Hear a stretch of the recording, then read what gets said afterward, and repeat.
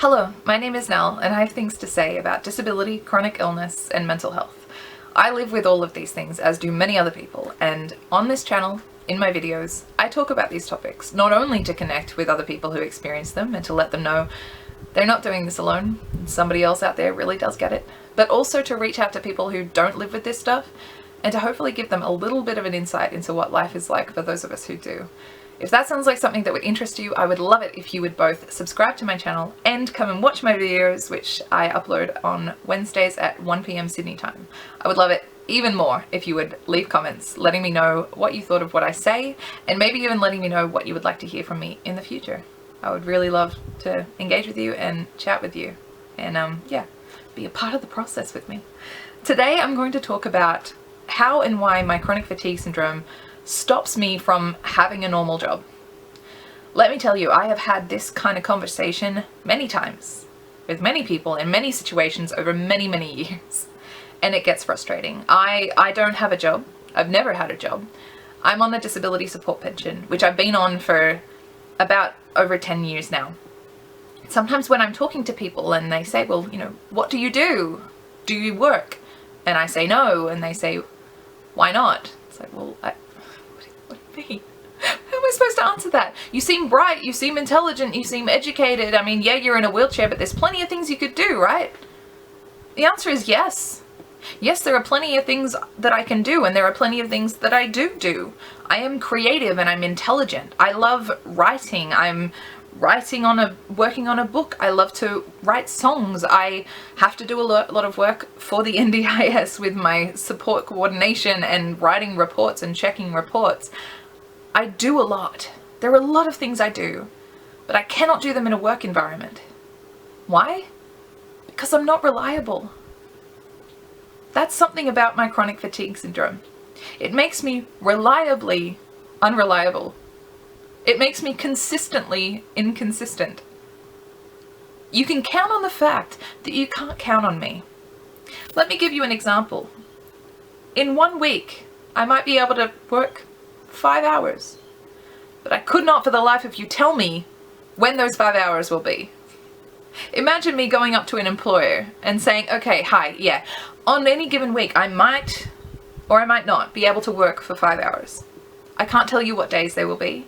I might be able to work from home sometimes. I might be able to come to you sometimes. I won't know that until the day. I might come to work, be able to work half an hour, and then I'll have to go home, and I won't be able to tell you for 3 days when I'll be able to come back to work. When I come back to work, I might be able to look at a screen, or I might not. I might be able to read something, or I might not.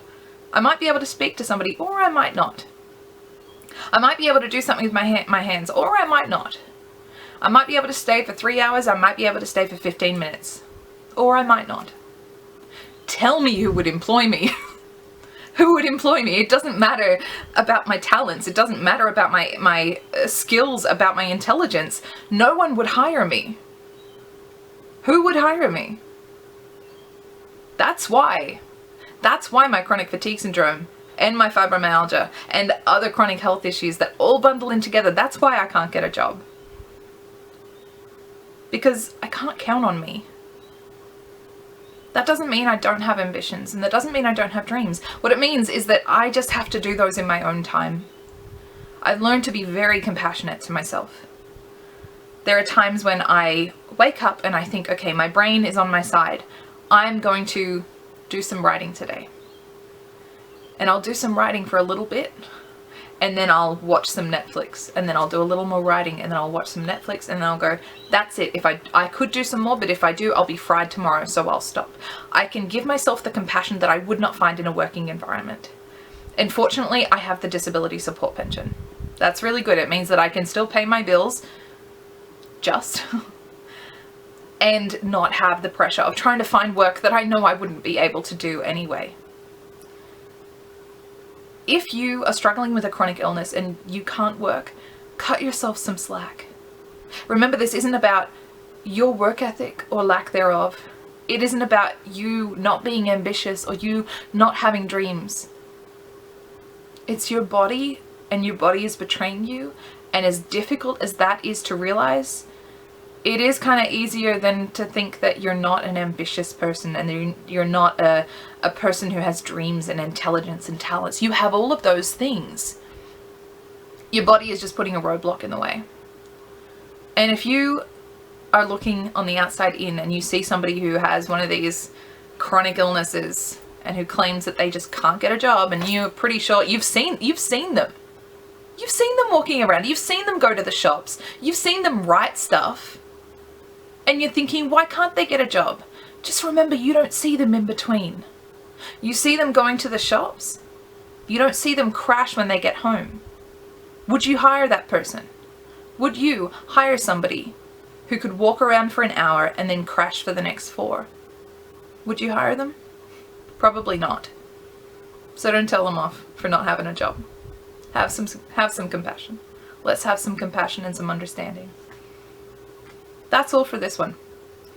I would really love to hear what you think. I would love to have some comments. Let me know how you have answered these questions, because I'm sure a lot of us have gotten these questions, especially those of us who are young. I've been on the disability support pension since I was 21, so I've had these questions constantly. And I'm answering the best I can. And these days I usually say, okay, well, you know, I give that example of, would you hire me? If this is the reality, would you hire me? Most people wouldn't. And there's my answer. Have compassion on yourself, have compassion on others. All right. See you in the next one. Bless.